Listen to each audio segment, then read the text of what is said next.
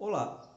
Um assunto que tem gerado grandes controvérsias junto a empresas e seus colaboradores é quanto à possibilidade ou não da exigência de imunização para a prestação de serviço. Agora, em dezembro de 2020, o STF foi questionado em duas ocasiões e no dia 17/12 ele firmou duas teses, sendo uma relacionada com a vacinação da Covid-19 e outra sobre o direito de recusa à imunização, seja por convicções filosóficas ou religiosas. Inicialmente, o STF reconheceu que seria obrigatória a vacinação, mas desde que o imunizante fosse aprovado pela Anvisa, existisse um plano nacional de imunização ou ainda sua previsão em lei. Atualmente, nós já temos a aprovação pela Anvisa de alguns imunizantes, existindo inclusive um plano nacional. Aqui nós temos que fazer um pequeno parêntese e diferenciar a vacinação obrigatória da vacinação forçada. Por quê? O STF ele não reconheceu como legítima a vacinação forçada, em que agentes públicos ou outros indivíduos adentram as residências e realizam a imunização. A Suprema Corte entendeu que a vacinação ela é compulsória, ou seja, a vacinação compulsória não significa por si só a vacinação forçada. Pelo contrário, é uma faculdade, é de livre escolha do indivíduo, cabendo inclusive a sua recusa.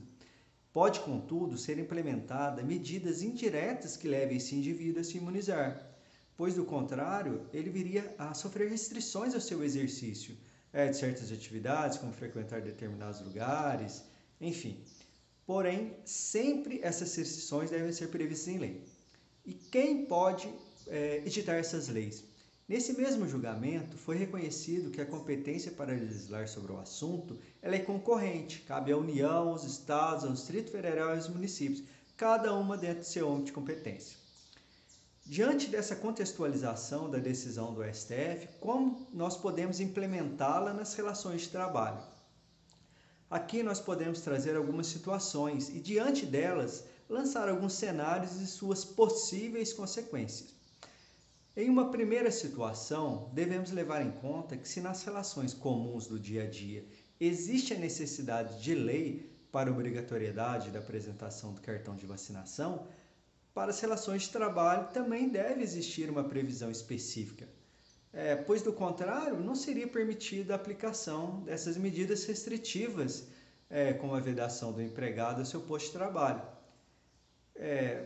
Caso isso exista, a aplicação dessas restrições pelo empregador, sem uma lei que a imponha, ele pode ser, por exemplo, autuado pela fiscalização do trabalho, por uma atitude discriminatória do trabalhador, já que ele age sem amparo legal. Atuação pelo MPT, como a realização de investigação, combinando com a propositura de TAC e até mesmo a ação civil pública, buscando a cessação dessa conduta. O ajuizamento de ações individuais pelos trabalhadores e ações coletivas pelo sindicato, buscando indenização por dano moral e a proibição da reiteração dessa atitude. Nesse caso, em regra, não seria permitida a aplicação de sanções aos trabalhadores, como advertência, suspensão ou até mesmo a dispensa por justa causa, já que não estariam infringindo nenhuma norma.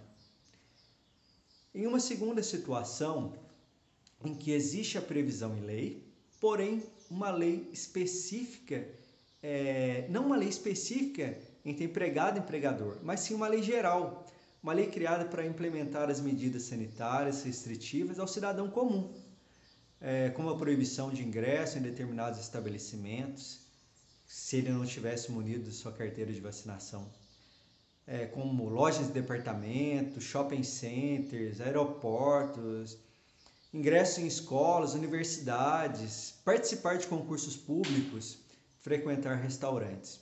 Enfim, tal medida vai atingir de forma reflexa o trabalhador, que também estará obrigado a apresentar sua carteira de vacinação para ingressar nesses locais e prestar a sua atividade laboral.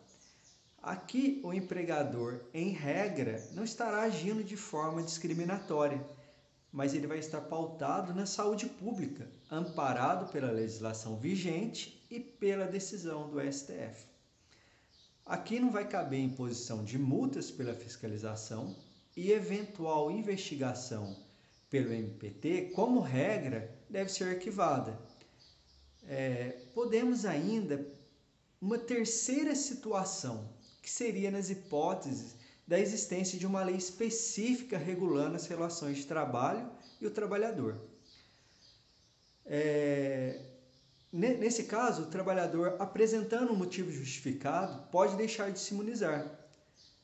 O que seria esse motivo justificado? Podemos aqui citar como exemplo uma doença grave, como câncer, doenças autoimunes, gestantes, lactantes, dentre tantas outras. Aqui um relatório, um atestado médico seria o suficiente para o trabalhador recusar a imunizar. Nessa hipótese, o trabalhador não poderia sofrer sanções de qualquer espécie ou ser impedido de frequentar ou participar de atividades diversas, pois seu bem maior, que a integridade física, se sobreporia a outros interesses. Enfim, são situações que impactarão o futuro das relações de trabalho e somente poderão ser solucionadas de acordo com cada caso. Não buscamos aqui esgotar o assunto de forma alguma ou de alguma forma filosófica ou política dizer se é certo ou errado, mas apenas fomentar o pensamento sobre o assunto e ampliar as possibilidades que não se limitam apenas a essas três. Caso você tenha algum outro ponto de vista ou até mesmo alguma outra experiência, deixe aqui para nós nos comentários. Assim nós podemos de alguma forma aprofundar o tema e visualizar outras hipóteses. Ok? Até mais!